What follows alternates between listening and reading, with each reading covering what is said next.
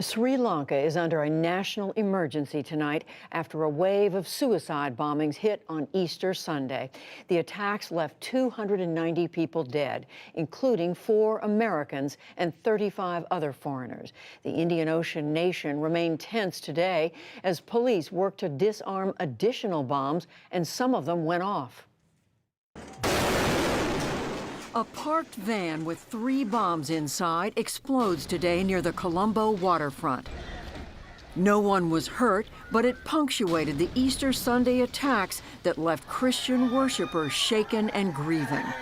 I heard the explosion and then the roof fell on us. We took the children and ran out from the rear door. But when I came to the hospital, I saw my brother-in-law and son on the ground.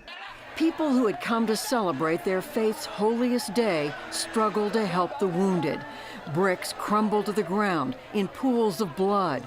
And inside St. Sebastian's Catholic Church, blood stained the statue of Jesus. Today, mothers prepared to bury children. And songs of mourning surrounded caskets. Outside of St. Anthony's Church, grief brought onlookers to their knees. The suicide bombings at 3 churches and 3 luxury hotels were the worst violence in Sri Lanka since a long civil war between majority Sinhalese and ethnic Tamils ended a decade ago, and it left a country asking why. Bhavani Fonseca works at the Center for Policy Alternatives in Colombo. This is unprecedented in Sri Lanka. I think that needs to be very clearly stated, that in the past, Sri Lanka has gone through decades of violence. The war came to a very brutal end 10 years ago. But when certain incidents happened, there was responsibility claimed. The government blamed a little-known local jihadist group, National Tawhid Jamaat, saying 6 suicide bombers perpetrated the attacks. Police arrested multiple suspects, and the Prime Minister vowed a swift response. I would like to express my condolences with the families of the victims and those injured. We will take stern action against all those who are responsible for these attacks, regardless of their stature. We will vest all necessary powers with the defense forces. Let's remain patient during this national crisis. Sri Lanka's president declared an emergency and gave the military sweeping authority.